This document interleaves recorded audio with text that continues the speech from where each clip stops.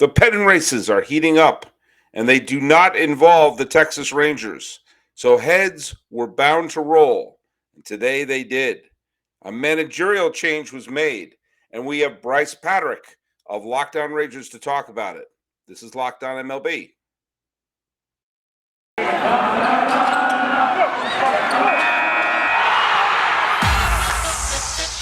You are Locked On MLB. Your daily MLB podcast. Part of the Locked On Podcast Network. Your team every day. Hello, baseball fans. Welcome to Locked On MLB, part of the Locked On Podcast Network, where it's your team every day. This is the daily podcast. We talk about all of Major League Baseball. I am your host, Paul Francis Sullivan. There's my lower third. There you go. Where is it? There it is. You can call me Sully. I'm an Emmy-nominated television producer who's been a comedian, a writer, a filmmaker, and I've been a baseball podcaster for over a decade. I'm now here. Let's see. This is 2019, 2020. This is my fourth full season on the Locked On Podcast Network. That's a presidential term. That is a presidential term. No one heard of COVID when I got started. I'm just saying. Hey, didn't mean to bring it down a little bit, but thanks so much for making us your first listen, as we're available on all your free podcasting catchers. And you can tell your smart device to play podcast Locked On MLB, or check out some of the other great shows on the Locked On Podcast Network, including Locked On Rangers, which is hosted by our good friend Brice Paterik, who, do you know what? Let's just cut the formalities, because the Rangers made a move. The Rangers had a disappointing season, but is it a disappointing season? That's one of the things I'm having a hard time, grasping my chubby little fingers around, because I didn't think the Rangers were considered to be much of a contender this year. But Brice Paterik of the Texas Rangers show, Locked On Rangers, has forgotten more about the Rangers than I'll ever know. So I better bring him into the conversation to talk about this. Hey, buddy. How you doing, pal? I'm all right. I am also very confused, just like you, because this is a weird time to make a move and a weird move to make. And, well, I mean, this is Texas Rangers baseball. They do not make the conventional make sense move. This is a weird franchise that has always made, it's just been full of weirdness throughout my entire lifetime of following them. And you know what? This kind of falls in line of their typical weirdness. Now, Ira Chris Woodward was a kind of a utility player, played for a couple things, played for the Red Sox for about an hour and a half. He was part of the LA Dodgers coaching staff when they went to the World Series a couple of times. And if I remember correctly, he was actually up for the Yankee job briefly in that vacuum after Joe Girardi was let go, and they weren't sure who was going to take over, and turned out to be Aaron Boone. He wound up landing the Texas Ranger job when they moved into the new ballpark and they made some changes to their uniforms.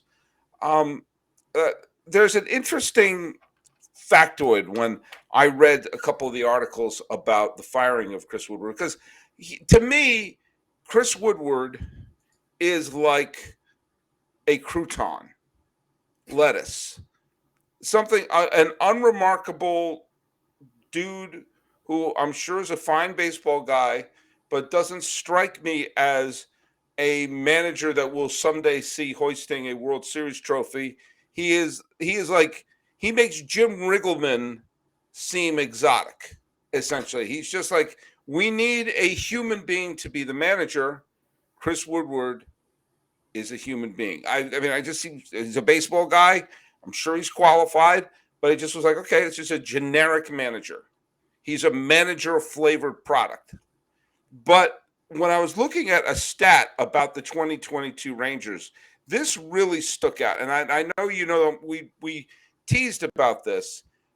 In one run, they played 31 run games this year, 30, and have lost 24 of them. So if you think about their record going into today's game, was 51-63. Okay? Let's say, I'm not even going to give them a winning record. Let's break even. Break even on one-run games. Have it be 15-15 in one-run games. That means adding 9 wins to the win column and removing 9 losses from the loss column. That puts them at 60-54, okay, which would put them 1 game out of a playoff spot and tied in the loss column with Seattle. And look at that's not saying they suddenly become dominant in 1-run games. That's just breaking even, okay?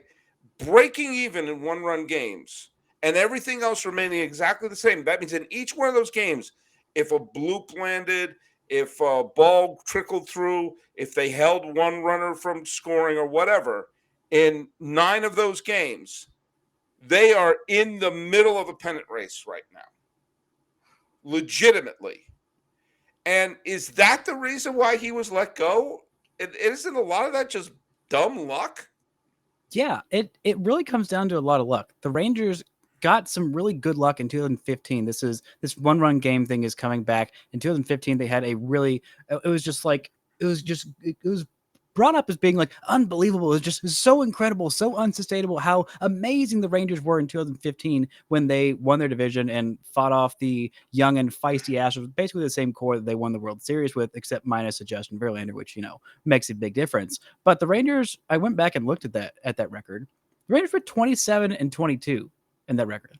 That's a 55% win percentage. That's fine. That's pretty good. That's not like historic, but what they're doing now with like a 20% or around 20%. Yeah, no, exactly. Exactly 20% 20%. win percentage in 1-run games. Like, that is historically bad. And that's not Chris Woodward's fault. And I will push back on him being a vanilla random baseball guy. He's been a pretty decent manager. He connects really well with the players. If it wasn't for Chris Woodward, there is no way in heck Corey Seager would have signed with this team. And, his first season, he did come in a year before the pandemic. Actually, my first year on this podcast network, and same as yours in 2019, was Chris Woodward's first year. And that team really, really overachieved and did a really great job. And Chris Woodward had a decent amount to do with that 2019 team. If not for injuries, Joey Gallo was on a historic pace, just ridiculous. He only played in 70 games that year, made his first All-Star appearance. Hunter Pence was there, and he was fantastic as well for the Rangers. He was also an All-Star.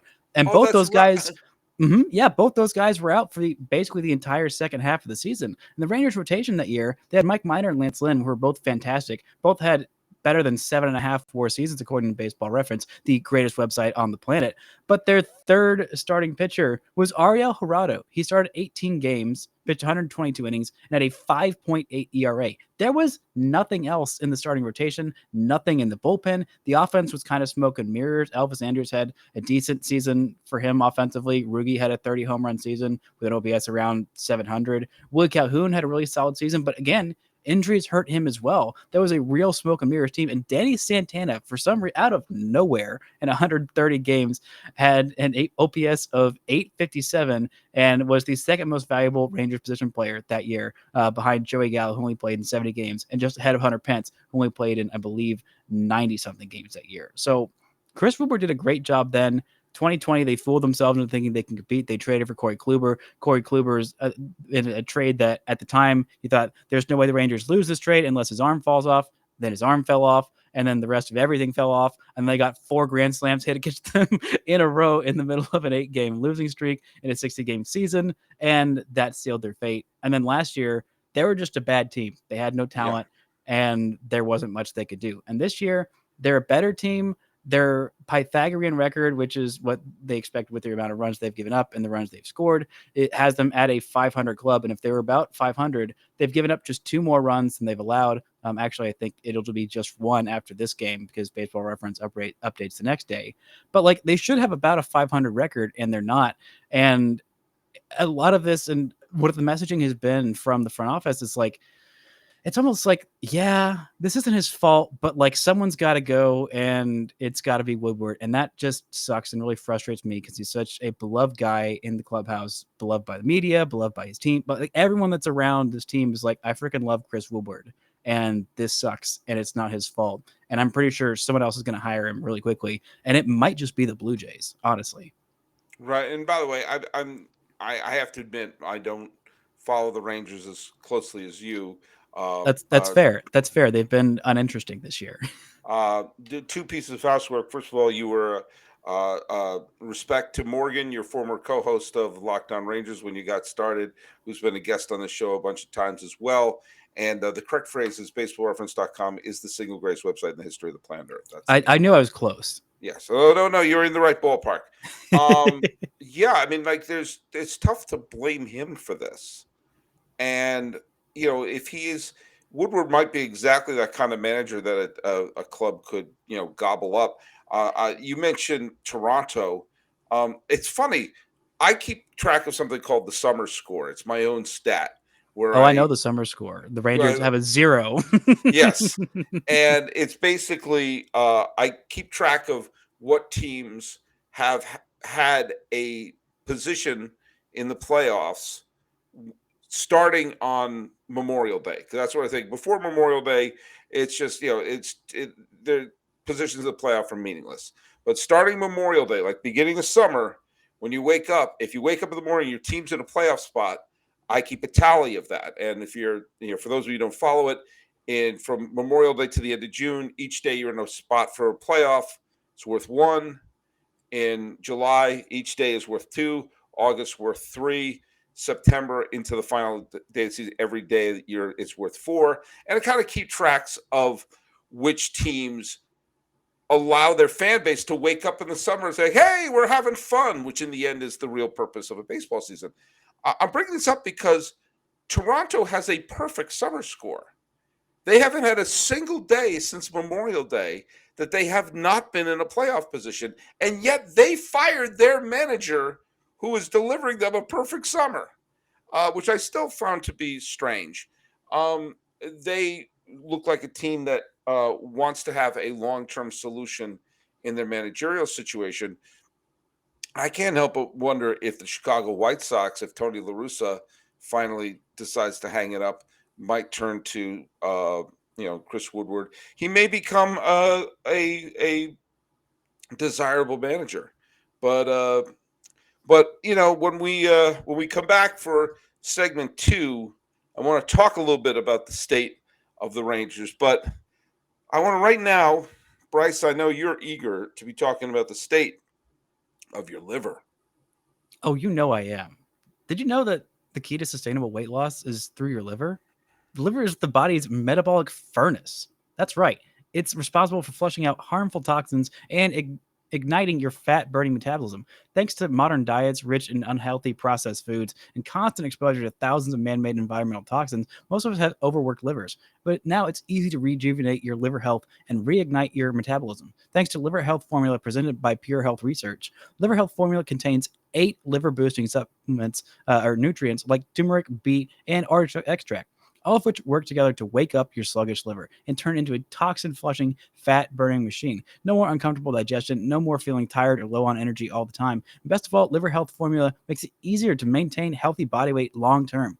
As a listener of our show, you can try Liver Health Formula risk-free today and get a free bottle of Curb Fit with your order. Curb Fit is a safe, all-natural appetite suppressant, making it easy to say no to naughty foods. This makes the perfect complement to Liver Health Formula. Go to getliverhelp.com/MLB to learn more. Again, that's getliverhelp.com/MLB to try Liver Health Formula completely risk-free and claim your bottle of free Curb Fit with your order. Go to getliverhelp.com/MLB right now to get started. We're here with Brice Paterik of Locked On Rangers, whose Rangers are now without a manager. Who is their interim manager?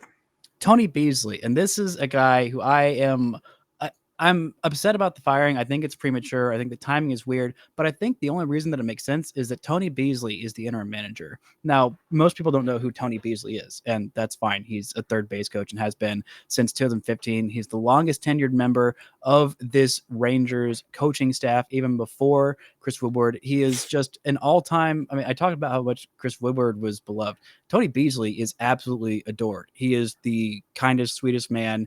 He is so appreciated by every single player. Like everyone that interacts with him just loves him. He had to miss, I think it was about a year because he underwent cancer surgery and he had rectal cancer. And I don't know if you remember the Apple TV game the Rangers had on Friday night in May, where Martin Perez threw a complete game shutout against Houston. That was literally the day after his final treatment.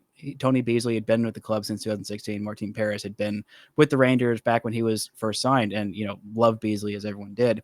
And he went out there, and this was the first game after Tony Beasley being officially declared cancer free. He said, "I'm dedicating this one to you. I'm going to throw a shutout. I'm going to absolutely dominate these Astros," and he did. And it was a beautiful, beautiful moment. So Beasley has been a third base coach with the Rangers. He has been with Pittsburgh. He's been with the Nationals as well.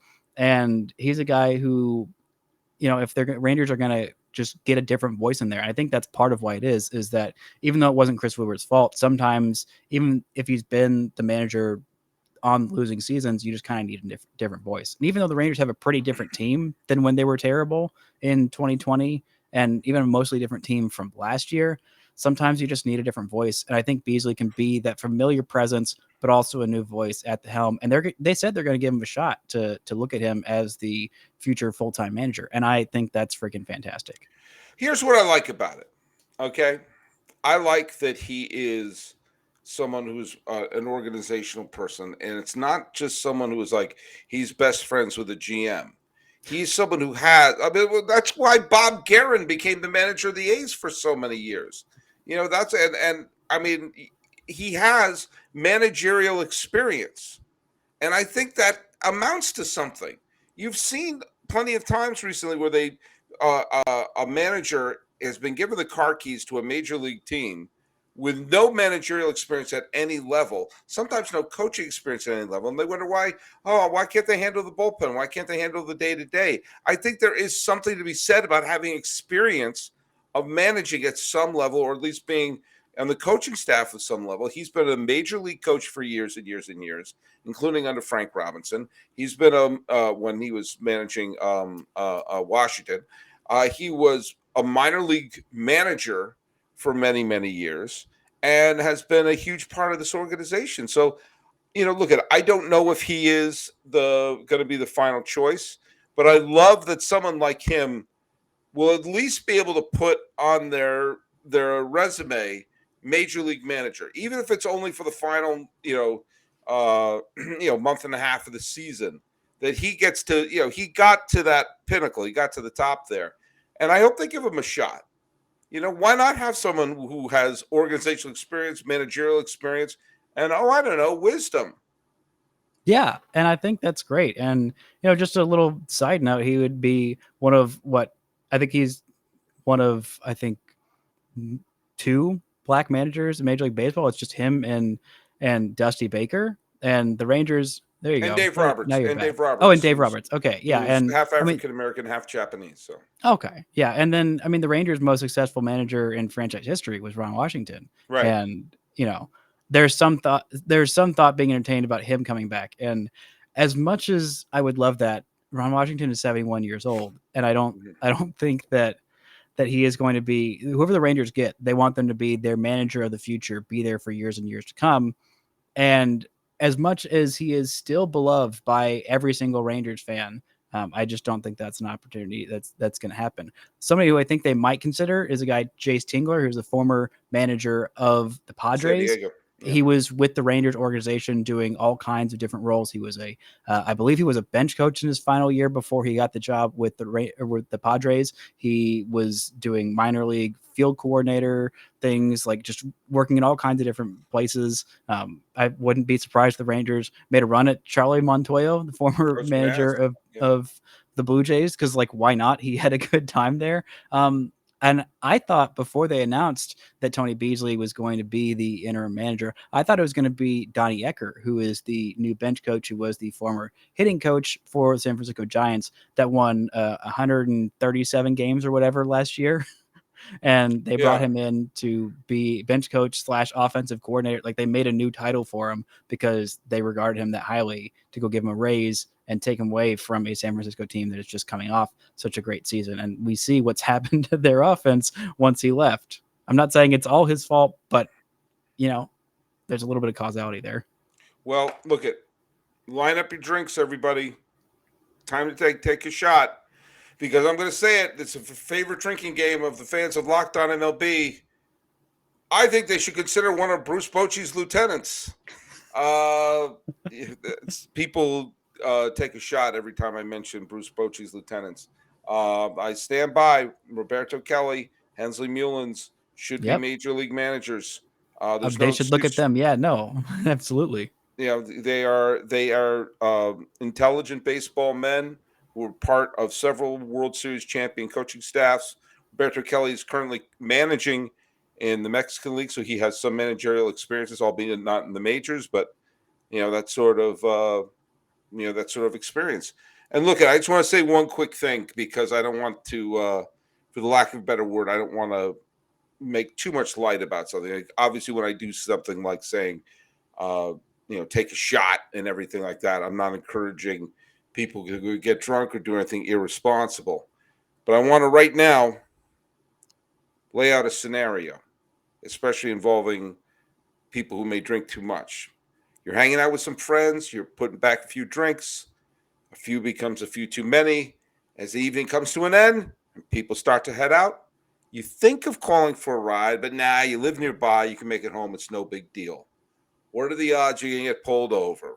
Even so, what's the worst can happen? When your insurance goes up, you lose your license, you lose your job, you total your car, you kill someone. Everybody knows the risks of drunk driving. The results are tragic and often deadly. However, that still doesn't stop everyone from getting behind the wheel while under the influence. That's why police officers are out there right now looking for impaired drivers on a road to save lives. So if you think you're okay to drive after a few drinks, think again. Play it safe and plan ahead to get a ride. It only takes one mistake to change your life or someone else's forever. Drive sober or get pulled over. All right, we're here with our last segment with Brice Paterik of Locked On Rangers. There's no chance the Rangers are going to do something like hire a Joe Girardi or something crazy like that, right? Or I really hope not. That'd be really stupid and it would piss me off. But and I'm not saying it's out of the question because what this sign, the real sign that this points to is they're going to be heads rolling. The Rangers said this year they wanted to be more competitive, and next year is the hard deadline of they have to be competitive. They must be pretty much in the playoffs, or there's going to be even more changes coming up. It could be the end of John Daniels' tenure with the Rangers, who's been by far the best GM in franchise history, has constructed the only teams that have made it past the first round of the playoffs in franchise history, pulled off one of the greatest swindles of a trade in baseball history of trading Mark Teixeira for 3 future All-Stars, your corner franchise shortstop in Elvis Andrus, and a couple other pretty darn good trades. Looking at like that Joey Gallo trade might be an absolute highway robbery with how well the youngsters have been doing that they got in that trade. But it just could be time for a change if the Rangers don't make the playoffs next year. And this is kind of the sign that, like, hey, they're going to have to be just as aggressive as they were last year. Maybe not dealing out $500 million in contracts in 2 days, but they're going to be very aggressive, and they need pitching, and more starting pitching next year. Now, do you think they need pitching? Let me just ask you. Actually, I'm not sure. All right, cool. That's I'm playing the role of the host who's not listening to what the person's saying. What about again? Joe Girardi would be an absurd choice for a lot of reasons. Would Joe Madden be? Yeah, I think so. I don't love the Joe Madden pick. I mean, he's had success, sure, but I'm not sure how much of his success we saw what it was with the Angels, and the Angels have more talented players than the Rangers do. I think the Rangers are a deeper organization. They're a better run organization, which is not some high compliment. I mean, there's not many worse run organizations that somehow stumble into Shohei Ohtani and Mike Trout at the same freaking time and still manage to waste them. But I don't want somebody who's been, unless they're getting like literally Bruce Bochy. Like that's the But only. he's retired, He He's is. retired. And I don't, He's if he wasn't going to come out of retirement to go, manage the Padres who were in San Diego where he lives, then I don't think he's going to come out to try and get this Rangers team into the playoffs and maybe into the World Series. But I don't know. I think there needs to be some fresh voice. I think Tony Beasley could be a great choice. I think Charlie Montoyo, maybe Donnie Ecker. I don't know. But I don't really want the old baseball guy at this point. We've seen it work. We've seen with Buck Showalter, but this is just a real sign that the Rangers have a strong imperative to compete next year, and it's really tough because they only committed to the rebuild literally last year, and to go from 100 loss team to playoff contender set up for the future in 2 seasons is incredibly difficult to do. Now the Rangers have done all the moves I think they can to this point to make it that far without completely handcuffing themselves in the future, but it's still a very, very tough window to navigate. And it's not Chris Woodward's fault. It's the fault of everyone. They didn't commit to the rebuild the second Adrian Beltre retired in 2018. Yeah. Do you know what I also think hurt? What? I think that, a couple of things. Yeah, obviously they're signing, they signed Seager and Semien.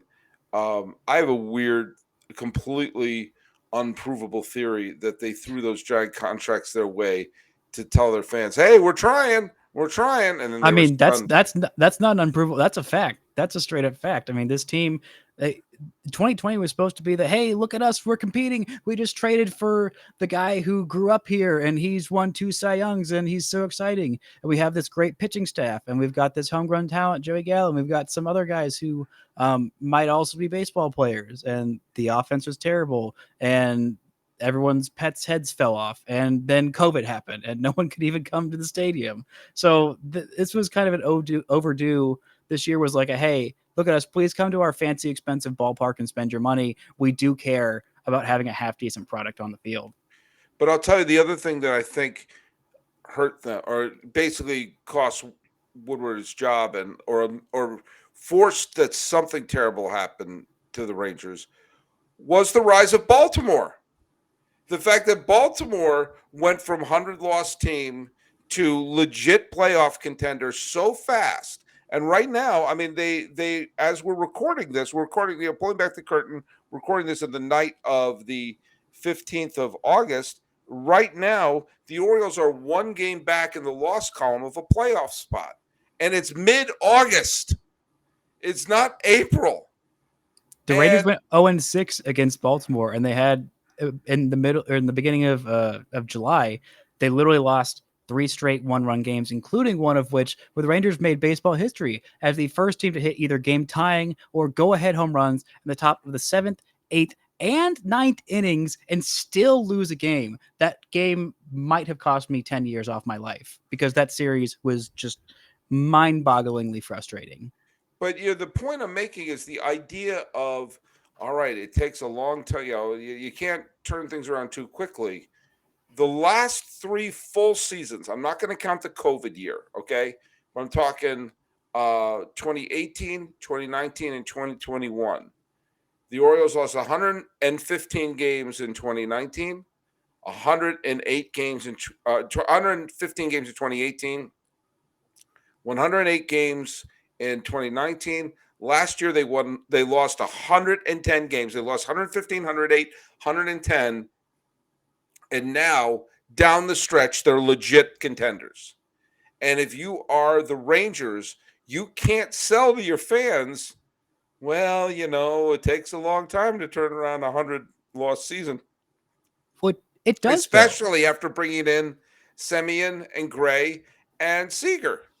Well, the thing is, Baltimore, granted, the Rangers and Baltimore, I didn't realize this until I just looked it up. The Rangers and Baltimore both made the playoffs the last time in 2016. It's been just as long. But the difference is the Rangers kind of floundered with mediocrity in 2017, 18, and 19, whereas Baltimore has finished last in their division every year except for the COVID year, in which they finished 25 and 35. Still terrible, but they've been flat out awful every year since then, and the Rangers haven't. And they also traded Manny Machado, which the Rangers didn't have a Manny Machado to trade. They had a Joey And they Gallo. whiffed. They Yeah. whiffed on the Manny Machado trade. The Rangers might end up getting a better return for Joey Gallo for a season and a half of Joey Gallo, who was quite frankly terrible in New York, which hurts my heart to say.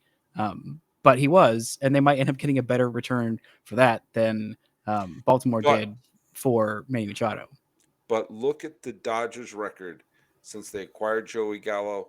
Look at the Yankees' record. No, I know. I've looked, and I've laughed very heartily. And my quick theory of why Joey Gallo stunk in New York is because Joey Gallo cares a whole lot what people think, cares just a whole lot about people, wants to make them happy, because he is a good boy who I raised very well. And his family grew up diehard Yankees fans, as you know, everyone did, but like really, really diehard. He is very Italian. His whole family is very Italian. So like the Joey Gallo, like these memes, they mean a lot. And so when he didn't do well, everything just kind of spiraled and compounded. And in LA, he can just go be another guy who's just kind of there. And oh, look, he's doing great. That's awesome. He's got his friend Cody Bellinger, and he can just go hit dingers and it not be a big deal. And then he can sign back with the Rangers and be on an even better team next year. I mean, not a better team, but a not terrible team next year. That's the spirit. That's the spirit. Well, let me tell you something. And I'm going to shock people who are been throwing back shots every time I say Bruce Bochy's lieutenants. I'd like to see them give Tony Beasley a shot. I'd like to see people who are experienced baseball men in charge of a team. I think there's something to be said for that. I think there's something to be said for someone who has experience managing, has respect of the players, and is respected in the organization. And why not? Because in so many ways, if so much of the strategy and the roster construction and everything has been the property of the general manager, then the manager is really that, a manager of people, a manager of egos, a manager of basically trying to make sure that the clubhouse is secure, and someone who has everybody's respect. And you say, well, has he played was he a player? Yes. Has he managed? Yes. All the things you never want to check off. And of course, beat the big C and all these things. He just seems like someone you want. I hope we'll get a legit shot. I think he will. And one final thing for me is, Chris Young, this is, I want to say after 2020 is when they hired him to be their general manager. John Daniels stepped into the, more overview kind of a role, president of baseball operations. But he said that this is pretty much Chris Young's job. This is his search. He's going to be the one who makes the decision, who interviews the candidates, and kind of has a little bit of a final say. I'm not sure that John Daniels would be completely hands off, but still, this is a big test in Chris Young's tenure as general manager. Granted, it's still John Daniels in charge of everything, but I think this is a big moment for him. And I think these last 6 weeks, I think that's why they did this these last 6 weeks, because they want to give Tony Beasley a legit shot to see what he can do, how this team can perform, how they can rally behind him, having a new voice, and see how much that changes, or if they need to just go get someone completely outside the organization, someone completely new for a team that I think has real aspirations to do something very drastic this December, so they can do something even more drastic and make the playoffs for the first time since 2016 next year. Bobby Valentine. So, all right. Well, hey, look at no one can accuse me of only focusing on the Yankees, Red Sox, Dodgers, and the big market contenders right now. We just did a full episode of the Texas Rangers in the middle of August. But guess what? If they just improve that one-run record, they'd be right in the middle of this scrum. Well, we've seen the Beasley era is perfect. Can they keep it up against the A's? But one person who can keep up great podcasting and putting together some great shows, and has done so for the last few years of the terrific Locked On Rangers podcast, Brice Paterik. Tell people where they can find you. You can find me on Twitter at Brice Paterik. That's Brice with an I, Paterik with no C. You can find Locked On Rangers at Locked On Rangers. We got the original one. Sorry, hockey fans, but we got dibs. And then you can find us wherever you get your podcasts on your podcast catchers, Locked On Rangers. Make sure you get the baseball one. Hockey one's all right, but mine's just a little bit better. And you can follow us at Locked On MLB Pods on Twitter and on Instagram. I'm your pal Sully. I'm right there. I'm at Sully Baseball on Twitter, Sully Baseball Podcast on Instagram. Looking at the fate of the Texas Rangers managerial situation and wondering if they found the right person already in their living room. This is the Locked On MLB Locked On Rangers crossover for the 16th day of August, 2022. I'm your host, Paul Francis Sullivan. Please call me Sully.